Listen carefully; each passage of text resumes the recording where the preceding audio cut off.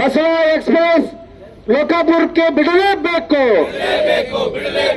Basava express ಲೋಕಾಪುರಕ್ಕೆ ಬಿಡಲೇಬೇಕು. ಲೋಕಾಪುರಕ್ಕೆ ಪ್ಯಾಸೆಂಜರ್ ರೈಲು ಪ್ರಾರಂಭ ಮಾಡಲೇಬೇಕು. ಲೋಕಾಪುರಕ್ಕೆ ಪ್ಯಾಸೆಂಜರ್ ರೈಲು ಪ್ರಾರಂಭ ಮಾಡಲೇಬೇಕು.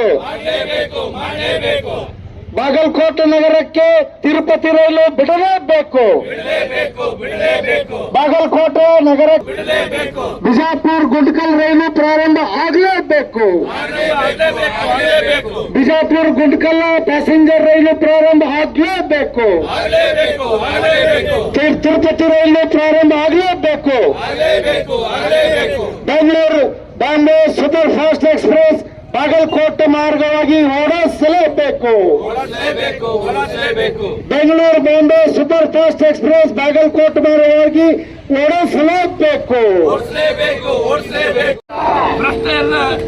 ಎಲ್ಲ ಮನೆಗೆ ರೈಲು ಬೇಕೇ ಬೇಕು. ಎಲ್ಲ ಮನೆಗೆ ರೈಲು ಬೇಕೇ ಬೇಕು. ಎಲ್ಲ ಮನೆಗೆ ರೈಲು ಬೇಕೇ ಬೇಕು. ಎಲ್ಲ ಮನೆಗೆ ರೈಲು ಬೇಕೇ ಬೇಕು. ಎಲ್ಲ ಮನೆಗೆ ರೈಲು ಬೇಕೇ ಬೇಕು. ಎಲ್ಲ ಮನೆಗೆ ರೈಲು ಬೇಕೇ ಬೇಕು. ಎಲ್ಲ ಮನೆಗೆ ರೈಲು ಬೇಕೇ ಬೇಕು. ಎಲ್ಲ ಮನೆಗೆ ರೈಲು ಬೇಕೇ ಬೇಕು. ಎಲ್ಲ ಮನೆಗೆ ರೈಲು ಬೇಕೇ ಬೇಕು. ಎಲ್ಲ ಮನೆಗೆ ರೈಲು ಬೇಕೇ ಬೇಕು. ಎಲ್ಲ ಮನೆಗೆ ರೈಲು ಬೇಕೇ ಬೇಕು. ಬೇಕೇ ಬೇಕು. ಬೇಕೇ ಬೇಕು. ಬೇಕೇ ಬೇಕು. ಬೇಕೇ ಬೇಕು. ಎಲ್ಲ ಮನೆಗೆ ರೈಲು ಎಲ್ಲ ಮನೆಗೆ ರೈಲು ಪ್ರವೃತ್ತಿ ಇವತ್ತು ಮಾಡಿದ್ವಿ. ಅದರಂತೆ ಲೋಕಾಪುರದಿಂದ ರಾಮದೂರ್, ಸೌದತ್ತಿ ಯಲ್ಲಮ್ಮ, ಧಾರವಾಡ ಇದು ಬಹಳ ಮುಖ್ಯವಾದಂಥದ್ದು.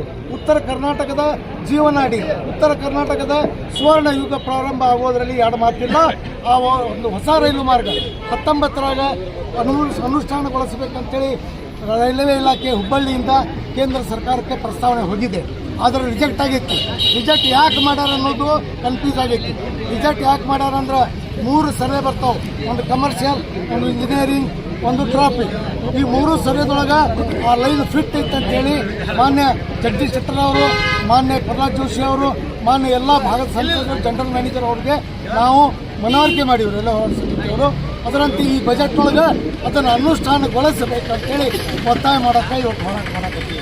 ಅದರಂತೆ ಬಾಗಲಕೋಟೆ, ಬಿಜಾಪುರ ಜಿಲ್ಲೆ ಜನರಿಗೆ ಮೀಟರ್ ಗೇಜ್ ಇದ್ದಾಗ ನಮಗೆ ತಿರುಪತಿಗೆ ರೈಲು ಸಿಗ್ತಿತ್ತು, ಗುಂಡ್ಕಲ್ಗೆ ರೈಲು ಸಿಗ್ತಿತ್ತು, ಬೆಂಗಳೂರಿಗೆ ಬಾಂಬೆಗೆ ನೇರವಾಗಿ ರೈಲು ಸಿಗ್ತಿತ್ತು.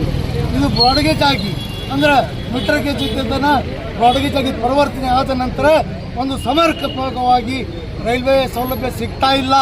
ಅದಕ್ಕೆ ಆ ನಿಟ್ಟಿನೊಳಗೆ ಕೇಂದ್ರ ಸರ್ಕಾರಕ್ಕೆ, ರೈಲ್ವೆ ಇಲಾಖೆಗೆ ನಮಗೆ ತಿರುಪತಿ ರೈಲು ಕೊಡ್ರಿ, ನಮಗೆ ಗುಂಟ್ಕಲ್ಗೆ ಹೋಗಿ ಟ್ರೈನ್ ಕೊಡ್ರಿ, ನಮಗೆ ಬಾಂಬೆ ಮತ್ತು ಬೆಂಗಳೂರು ಸೂಪರ್ ಫಾಸ್ಟ್ ಎಕ್ಸ್ಪ್ರೆಸ್ ಈಗ ಅನೌನ್ಸ್ ಮಾಡಿರಿ, ಅದು ಬಾಗಲಕೋಟೆ ಮತ್ತು ಬಿಜಾಪುರ ಮಾರ್ಗದಲ್ಲಿ ಓಡಿಸ್ಲಾಡ್ತೀರಿ ಅಂತೇಳಿ ನಾವು ಒತ್ತಾಯ ಮಾಡಿದ್ವಿ.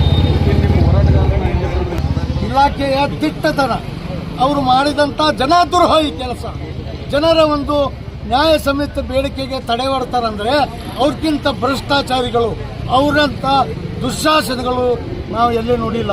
ಯಾಕಂದರೆ ಕಳೆದ 30 ವರ್ಷದಿಂದ ನಾನು ನಿರಂತರ ರೈಲ್ವೆ ಅಭಿವೃದ್ಧಿಗಾಗಿ ಹೋರಾಟ ಮಾಡ್ತಾ ಬಂದೀನಿ.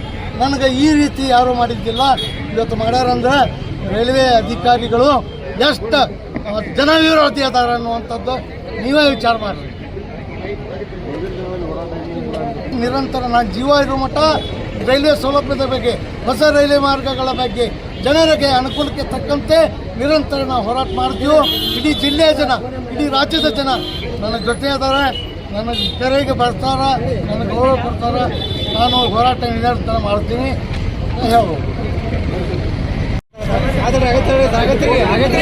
ಸರ್ ಈ ಕಡೆ ಸರ್